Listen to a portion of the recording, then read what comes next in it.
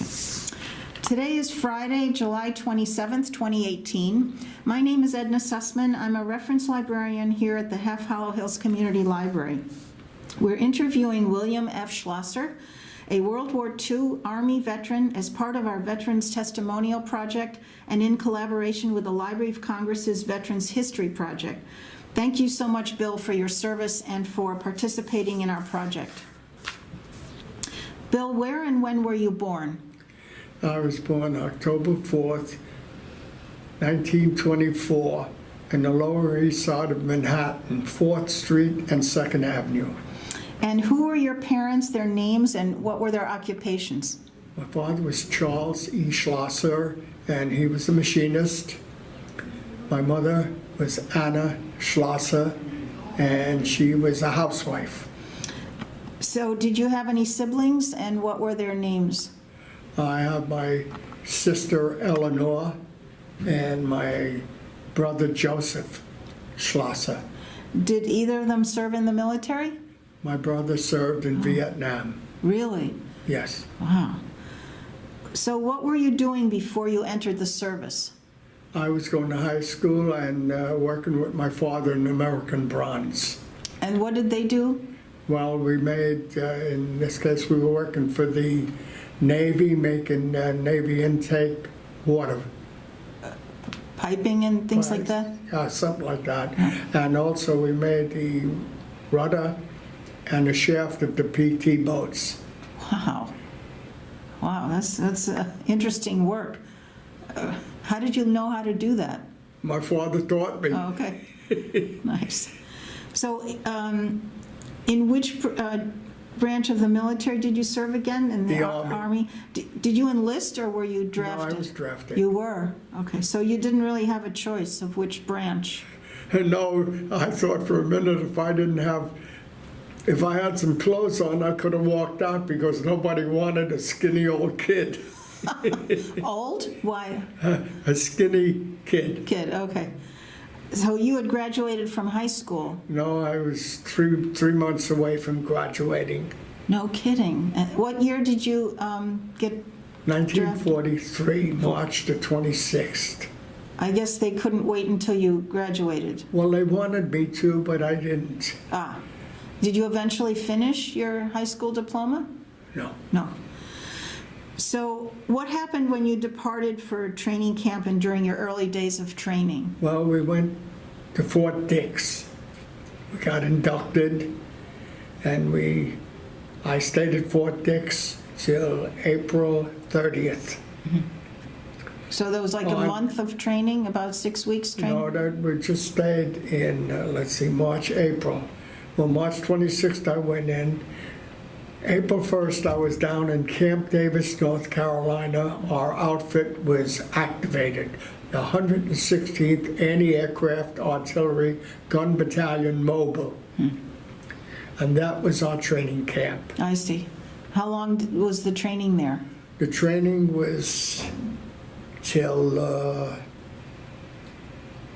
September.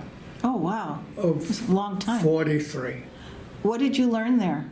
Well, we learned how to shoot a gun, how to fire our anti-aircraft gun, and how to fire the 50 caliber machine guns and other things to survive.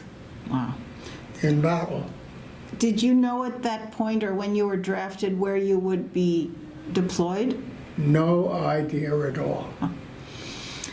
Do you recall your instructors? What were they like for the basic training? Sergeant Mapes was fantastic. He was brought in from California in the Coast Artillery. Mm-hmm. And he trained our unit, our gun crew, and he was great. Taught us everything we knew. How many people were in your unit? We had 15 men on a gun and a couple of truck drivers. Mm-hmm. So after that training, did you receive any other specialized training? Nope. Okay. So how was it adapting to military life there, the physical regimen? Did you live in barracks? Yes, we lived in barracks. And food and social life, things like that? Just normal military training, Mormon stuff. The fellas, you bonded with the men on your gun crew, Uh-huh. and just life went on in the military. How was the food? Well, that's another story. Okay. I was taken to the hospital, Oh. and I spent 2 weeks in the base hospital with pork food poisoning Oh, my gosh. that I was fed, and the only reason I got myself out was to get home on furlough to see my family. Gee, And I had a very bad case. terrible. Well, it took over 2 weeks to get me back on my feet. Did others get the same? I don't know. Wow. Oh, you must have been really, really sick. Yes, I was. And we had a wonderful nurse we called her Carolina that took care of us. And then you went home on furlough for how long a period? 1 week. And then back to your unit? Went back to the unit, and then we kept training and went to fire our guns with the women that were flying the planes with the sock on it that we'd shoot at. The women were flying the planes? Yeah, they were flying the Piper Cubs, Really? and on a long cable would pull the big target behind it, and we'd fire the guns at it. For practice, you mean? Yes, for practice. Was that the Air Force doing that? I don't know, but whoever was doing it, it was women flying the planes. Amazing. So- Then, oh, go ahead. No, go ahead. Then from there, in late September, we were transferred up to Seaport, New York, on the way to go to Europe, or wherever they were sending us. And I remember that on October 4th, my 19th birthday, my mother and father planned with the families on the block to have a nice birthday party. I never got to see it. I was on the Queen Elizabeth going to Ireland. Really? Yeah. And that was, we were anti-aircraft, so we would help the ship's gun crew man the weapons and around the clock to give them a break. So why to Ireland? Well, we got off the Queen Elizabeth and they put us on another tramp steamer and landed in Ireland in County Dobbs, Carrickfergus. Do you remember how long you stayed in Ireland?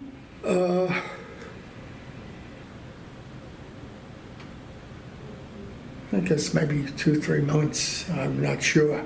So when you were there, what did you do there? Well, over there we were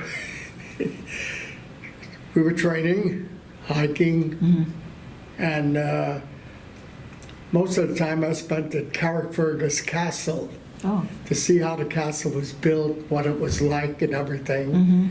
And they sent us to guard the coal pile, and I thought, my, it was like in the United States. No, it was a little oh. soft coal peat. Why were you That we guarding would guard it, so nobody would steal it. Oh, So they told us, be careful of the Irish Republican Army because they're liable to cut your throat to steal your gun. wow. So in my innocence, I asked the sergeant, well, where's the ammunition for the guns? We can't give you any ammunition because we don't want you to shoot anybody. Well, what if you get attacked? I wore my medal. And no, they were great. The Irish people were fantastic. And I remember it was my first Thanksgiving away from home. And the Irish USO girl came out and pulled me in and had Thanksgiving dinner with me. Oh, that's nice. Nice. And then we went up there and we stayed at in Quonset huts.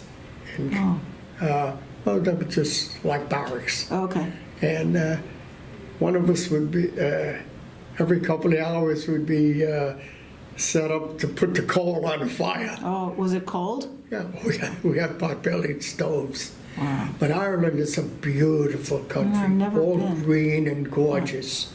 So after your time in Ireland, then where did they send you? Then we went to Scotland. From Scotland, we went to Western Supermare, To where? Western Supermare in England. From there, we went to town for New Wales with our guns to fire them. And we went back to Western Supermare. And from there, time of the invasion, got shipped out to the go across To Europe. to Europe. So where did you end up in Europe? Well, we ended up on Utah Beach.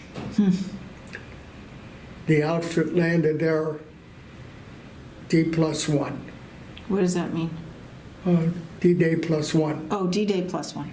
And the outfit shot down 6 German planes.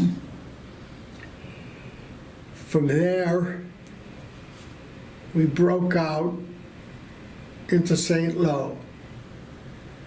At St. Lo, we were set up to knock out German Tiger tanks or Panzers. While we were setting up, I was about 150 yards up. I was filling sandbags, one of the guys. And the other guy says to me, "Hey, Bill, it's your turn on guard duty." So I went up on guard duty and he took my place. 5 minutes later, they were both dead. We got strafed. What does that mean? German planes came down and machine gunned us. Oh. This was still in France? Yeah, well, during the combat in France. Wow. And some of the fellows got wounded. And then... Were you close, were you injured at all while you, No, thank God. no, I was up too far. They started firing over my head. So from there on, we went through the battles at Hedgerow. So we went through France, we went to Luxembourg, we went to Holland, where my cousin got killed. Oh, And then we went to Belgium, to Liège and all that. Then we were at the Battle of the Bulge, and we knocked out a number of tanks. wow. And from there, we went through to the Remagen line, which was the defense line of the Germans into Germany. And every night, fire the guns and Aachen would be burning. Wow. And we from there, we went to the Elbe River. Elbe, And on the Elbe River, we lined up, and we couldn't go out past the Elbe River because, in his genius, President Roosevelt and Churchill gave the Russians Berlin. Oh, And we'd get it every night, every day, somebody wanted to surrender. German soldiers wanted to join the American army really? to fight the Russians. Wow. And General Patton came through. We watched him, waved at him while he went through. An amazing general. Really? He wanted to go right through Russia. He's a great general. And Eisenhower was fantastic. He Yeah. loved his men. And I served under Omar Bradley. Yeah? I served under General Lawton Collins. The colonel in charge of that was Shearhouse of the 116th. After that, we went to Brandobendorf, Germany, on, we had the troops in there to keep the peace, but we had no trouble with them. They were good people, farming people they got stuck with a bad leader. Yeah, yeah. And after that, they deactivated the 116th, and I went to the 92nd Reconnaissance Squadron, mechanized. Why did they deactivate the Well, 116? the war was over, Oh, I see. and we were supposed to go to Japan, but they changed their mind. So from there, we went to guard German prisoners Where was that? in Germany. We went to guard German prisoners and send them home to their families. Really? Yeah, well, We weren't fighting anymore, and they were just like me. And the strange part about that is that some of them didn't want to fight, but they got, like me, Yeah. let's go. Yeah, drafted, yeah. But what I'm very proud of is we took a bunch of young kids like myself who knew nothing about war, no training, no nothing, and we beat the two finest armies in the world, Yeah. the Germans and the Japs. We beat the heck out of them for one reason. When the Germans lost their officer or non-coms, they didn't know what to do, and neither did the Japs. Americans, the private would take over. Really? So there's much better training and, Well, we had the moxie to adapt. From there, Brand Obendorf, we went to Marseille, and we got aboard the William and Mary Victory, is it a ship? Victory ship. From there, we were sailing home, and they had we had Thanksgiving dinner in a hurricane. Oh, on the boat? Yeah, Oh. but he went south through the Caribbean to get home. But before that, at the Battle of the Bulge, I had frozen feet and frozen toes Oh. and frozen fingers. Did you get hospitalized for that? Yes, I was hospitalized at the battalion hospital for a couple of weeks. Oh, how awful. They had to cut my shoes off. Oh, And before that, we had a colonel dentist come down, drill all our teeth out without anything. And then they never came back. wait a minute. Why was he drilling your teeth? Because they were supposedly rotten and he was going to fill them. Oh, God, and then he never He finished? never came back. So did you have another dentist around? Oh, I lost all the teeth, but all the bottom teeth. Wow. That's terrible. Well, they have no record of it because my record's burned. But I'm trying now through the base hospitals, Battalion Hospital and the Camp Davis Hospital to find the records. They were burned just during the course of the war? No, they were burned. They had a big fire, around 1955 or 60 or something. Oh, I Burned see. all the records, Oh. most of the records. Well, how do you find these records? I don't know. Everybody tried. I had Senator Gillibrand try, do nothing. It just doesn't seem that I went about the right way, so I'm trying now for the hospitals. Right. Good. Maybe Well, they got the hospital records. good point. Yep.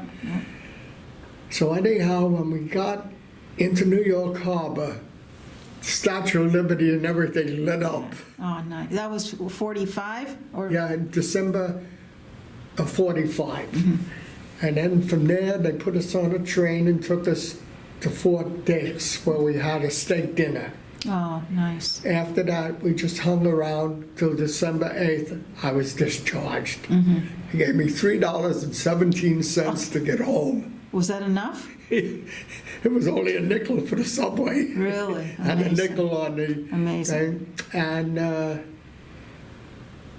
that was it. Now, tell me about the Battle of the Bulge. What exactly?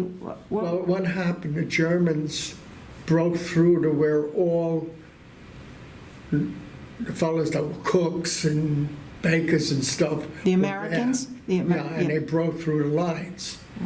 We were on the outside firing at them. And in the course, we knocked out 54 German tanks, knocked down 93 and a half German aircraft, Wow. and numerous gun battles that we won. How did your fellow vets, military personnel, did you lose a lot of men there? Well, anti-aircraft didn't lose very many men. We lost 2 on our gun and 3 wounded that came back later. And then the other, I think was Battery D or C, I forget, where the artillery shell from the Germans landed in their bunker. Oh my gosh. And from the radar unit and killed all the men in there. There were 5 or 6, so we were very lucky with casualties. We only had less than 10. It's still hard. You knew these people, right? Well, the one thing you got to realize when you go into the service and you go into combat, this is your family. Yeah. You remember home as a long way off, and you don't know when you're going to get back there or not, so you rely on your family there to take care of each other. And you do that. And you have arguments, you have fights, just like families do, Yeah. but you go through and somehow you survive. You're all watching out for each other. You have to, I guess. And then when you get out, you never see them again. Wow. Yeah, so did you keep in touch with any? Only one was in the hospital with me in New York. And then we all lived in the same neighborhood and everything. They had a reunion, and I went down to the reunion and I couldn't go because my wife got very sick. Oh, I'm sorry. So I never was in touch with anybody. I'm still in touch with them now. No, but you said you're in the, well, we'll get to that, just a second. Let's see what else. So you basically were witnessing casualties and destruction all the time. Oh, all the time. I mean, whether it be German or American, Yeah. you'd That's, walk to a place and you'd find out that, I remember one night, the Germans apparently didn't realize that we put our anti-aircraft guns in their line of flight. They dressed up a whole bunch of soldiers in American uniforms to go behind our lines and disrupt them. oh my gosh. Well, they flew over our outfit in 116th, about 54 of them down, and you could hear the screams of the soldiers in the planes dying when it was coming down. Wow. These were German. Germans, dressed as Americans who spoke perfect English. How did was some- you all know that they weren't the Well, Americans? We made passwords, and if they didn't know the password, Oh, okay. Wow. so it was complex, and it worked for a little bit, but not too long. What worked? That the The passwords, Germans tried to get through. tried to get through. Some of them did. Most of them were killed or captured. And that ended the threat. And then when Patton came up, that was the end of the Battle of the Bulge because we pushed them back. For 8 days, we had fog, snow. It was cold. You couldn't see anything. Sure. On the 9th day, the heavens showed up and our planes came in. Wow. That was the end of it. So it was about a little over a week that lasted? Yeah, about 9, 10 days. Wow. Were you afraid? I mean, You're always afraid. yeah. You always don't know whether you're going to die or not. And it could be instantaneously. Sure. So you're always afraid, yes. When you first were drafted and then were deployed to Europe, well, I mean, you were young, 19. Yeah, I turned 19th birthday on a Queen Elizabeth. Right. Well, we went to Europe and we enjoyed the people. Like I enjoyed the castle of Carrickfergus. It was wonderful to see how they constructed all these things. And the Irish people were great. They were just marvelous people. But once you got to Europe and Germany, then Well, when we got to France, of course, they don't call it invasion. They call it liberation. And they were great. They were happy you were there. Oh, of course, we freed them. And then I was in Paris when General Eisenhower and General de Gaulle met. We had our guns ringed around Paris because Hitler was going to bomb it like he did in up north in the Scandinavian countries, Rotterdam. Oh, yeah. And he never came over. And then we went through and done the job we had to do. to support the infantry, who's the queen of battles. Right. You can win everything, but it's the infantry that holds it. I see. Huh. So basically you were on the front lines all the time. Yeah. We supported the infantry. How did you stay in touch with family and friends? You had the V-mail letters. You did? You had pictures. Oh, of it. yeah. So, V-mail. We would write to the family, and then they would make it small and ship it over. And I get the letters and packages from home. you did? Was there any time that you had leave and you could be off duty, and what did you do during that period? You were never off duty. Never off duty. The only time was you had a guard out by the gun every hour, and the rest of it were just sleeping in the bunkers that we built.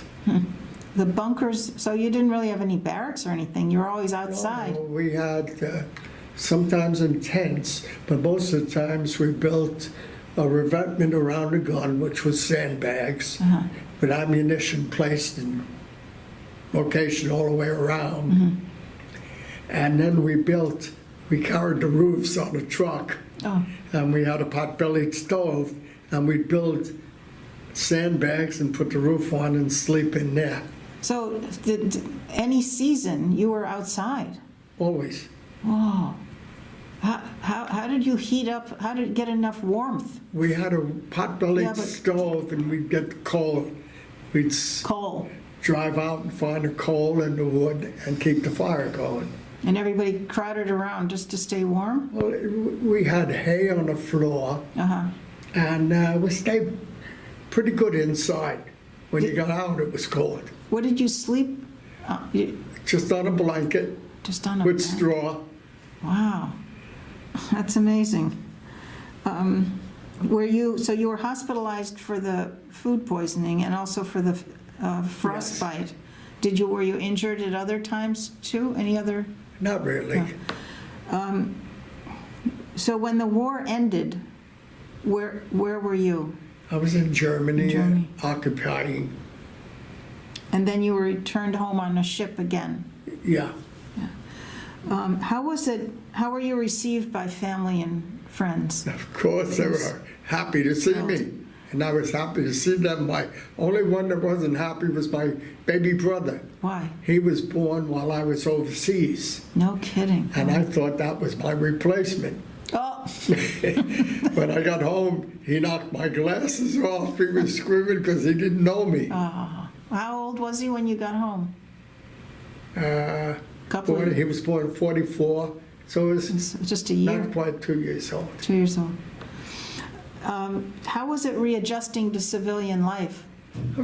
The only thing was that they didn't know anything about traumatic effects it had on the person. Well, when I come home, if I heard a plane overhead, I'd dive. Really? Wow. I tried to strangle my father because in my dreams I was fighting the Germans. Yeah. And I still get it today. Really? My poor wife. Oh, wow. But they didn't know nothing about traumatic Right, at that time, yeah. at that time, nothing. But when I got home, I had a chance to go to Fordham Prep and then to go be an attorney, but instead I took a VA loan and bought my mom and dad a house in the country and brought my sister and brother out there. So they were born when we moved out. We were in Bayport. Okay, on Long Island. And I took the train in every day with my dad to American Bronze. Oh, so you returned to work there? Oh, yes, they had to give me my job back for at least a year. Okay. So I went back to work with Dad, and it's so funny. Both our tickets together were $7.14 for an unrestricted weekly ticket, Wow. and it was 10 cents on a subway. Amazing. That's amazing. So we worked in American Bronze till they went kapooey. How long were you there with your dad? With Dad, I worked there in 43 before I went to Before you went, service. I came back and I worked with them 46, 47, till 1951. Oh, and then? In 51, I got laid off. Were you married already by that time? No. Coming out of the bank, I saw a piece of paper. I picked it up and it said that engine division of Stratus was hiring, of Fairchild Hill were hiring people. So I got in my car and I drove there and I went into the wrong building.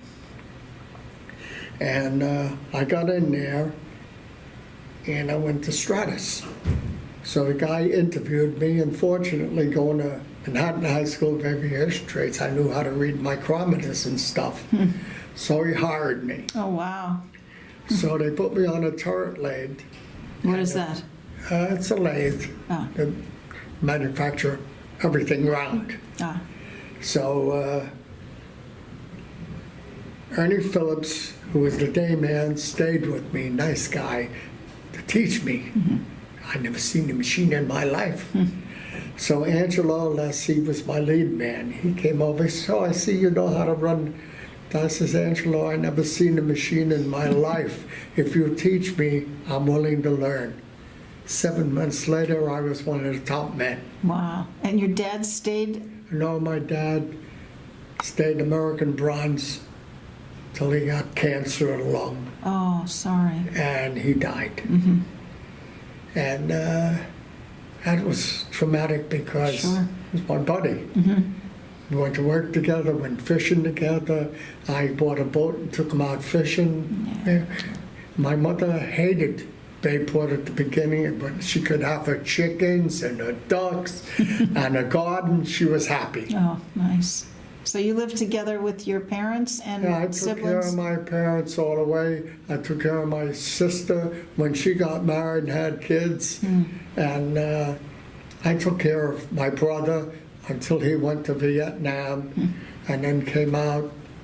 And we tried to put in a pension for Agent Orange, and they gave him a very hard time. Then we got a letter, you've been approved, you're going to get a lump sum and so much a month. He was dead a week. Oh, So we got nothing. He died of an overdose of drugs picked up in Vietnam. wow. That's sad. So that was it. How long, do you know how long he was in the service? Yeah, he was in service 4 years. They wanted him to re-up to be the man of the year, but he wanted to get out. Sure. Wow. So, you said you didn't remain in contact with any fellow veterans, really. No. And what veterans organizations are you a member of now? The American Legion and the VFW. Nice, nice. So after separating from the military, you went to work for this other company, and how long were you there? Stratus? Yes. Almost 20 years. When they closed the plant, moved to California. Oh, okay. And I just went from one job to the other till we went to see our grandson in California. And while I was there, I went to visit my old aunt, my father's sister. And while I was there, they took me up to Lockheed and I filled an application out. I never heard anything from them. And one day I get a phone call. You were back in New York? Yeah, I'm back working at Gatto. Oh, And the fellow says, can you come down with your wife on Sunday morning to Holiday Inn in Nassau County? oh, I said, yeah. So we drove down there and they had breakfast for us. Then they interviewed me. My wife says, boy, you're going to get $11.35 an hour. And I'm making 6 1/4. wow.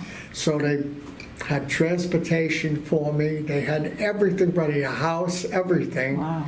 And my mother-in-law wasn't taking her pills. And my niece took my wife over to her mom's house. And she was laying on the floor naked, 845 sugar. Oh, So holy cow. they moved her to my house. So my wife and my daughter took care of my mother-in-law and my mother, her grandmothers. Wow. And I went to California myself and stayed with my aunt. Oh, you took the job in California? Oh, yeah, How long did you work there? 10 years. And I just you retired. came back to visit the family now? No, oh yeah, periodically. Wow. And Amy stayed home for a year, and then she came out with me. That's your wife? Yeah. Yeah. And she managed the building. And so no rent, everything was fine, and I had a good job. And the fellas must have liked me because when they were having a big layoff, they turned around and made me shop steward. Oh, nice. So I couldn't be laid off. But they Nice. were all 25 and 35-year men. And the one man that was a dear friend, Hans Groner, he had fought against me In Germany? in World War II. He was German Wow. and a troop, and I was an American. And a question I got asked in Germany a lot, with a name like Wilhelm Schlosser, Yes. what are you doing fighting for the Americans? I said, because I'm an American. Were your parents born in this country? No, I was first generation with my sister. My father was born in what was then Austria-Hungary, and my mother was born in Austria-Hungary, next door towns. Did they speak German at My home? father spoke 7 languages. Mama spoke 4. I spoke 4, but over a while I didn't want to speak the language. Stupid. And I speak English Yeah, yeah. and only a little bit, Did you understand some German when you were over there? a little bit. Oh, yeah. I understood a little bit of Hungarian too, and Really? Slovak, but not much. How do you think your wartime experiences affected your life? Well, they took away 4 years of my life where I never had a chance to go to senior prom or have all the fun that they do between 18 and 22. I might have went to college, I don't know, but it affected my life. But I think in a lot of ways for the better. Really? It Why do made you a say man that? of me. So you went in at 19 and 18 18 and got out at 22. 22. Wow. Took a long time for that 18th birthday, 19th birthday To party. be celebrated, sure thing. Wow. What are some life lessons, Bill, you learned from the military service? And my life's lessons are people all over the world are the same. They're all just want to be left alone and do a little better for their children. And what mankind still doesn't understand, we're all born of a woman. We come into this cruel, miserable world crying with nothing. No matter how much money you make, know how rich you are, or what pharaohs are buried in pyramids with gold galore. When you die, you're going out with nothing. So what's the big fuss about fighting, hating each other? Right. We're all the same. Very good point. Everybody is, oh, this God, that God. There's only one God. But people don't learn. No, it seems not. And it seems like the politicians we have today are more interested in power, in lining their own pockets, and the heck with the American people. And they're supposed to serve us, not serve them. And right now I am disgusted with Congress. They're making us the laughing stock of the world. He's the President of the United States. Whether you like him or you hate him, you're supposed to respect that. The people put him in office. And I remember a case at Camp Davis when the officers graduated. We used to run down because if you saluted him first, he gave you $1. Oh, no kidding. So we went down there and I had a real giant Southern boy. And the lieutenant came out, he was black, and soldier, you didn't salute me. I ain't gonna salute no damn, blah, blah, blah, blah, blah.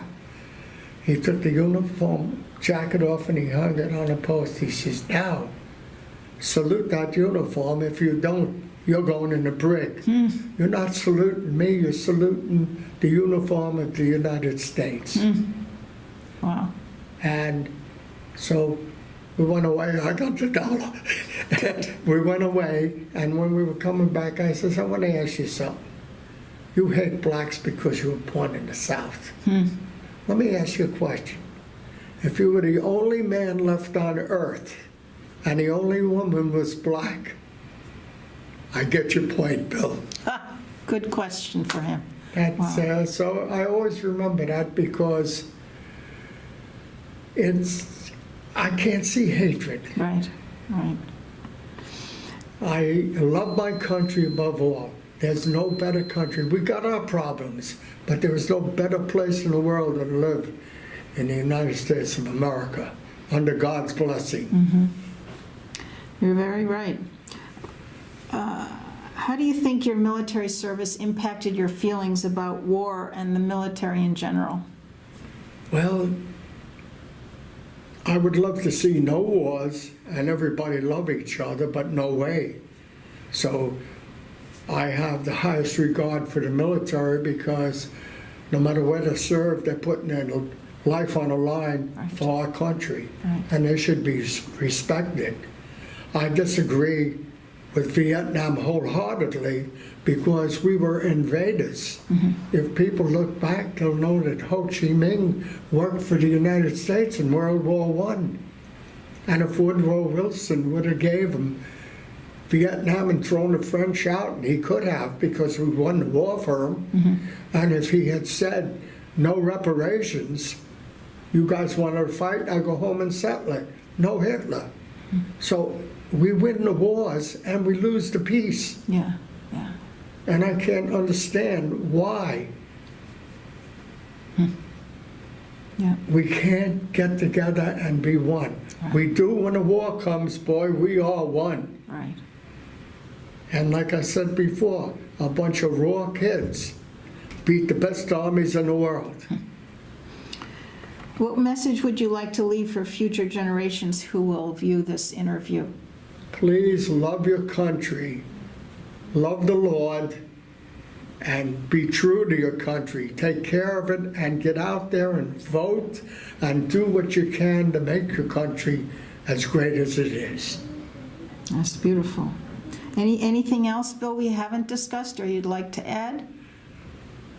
Only that I have had a wonderful life, a marriage of 60 years, 2 wonderful children, 2 grandchildren, and a great-grandchild. Wow, that's wonderful. And I had no worries about if I said the wrong word or getting put in jail or anything else.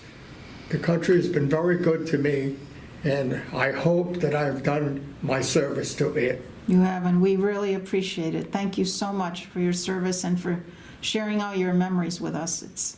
Well, it was a pleasure. Thank you very much for having us so Thank the you. future generations can see what we did to keep them free. Yeah, thank you. And thank you for your love of country, which I hope your message gets across to a lot of people.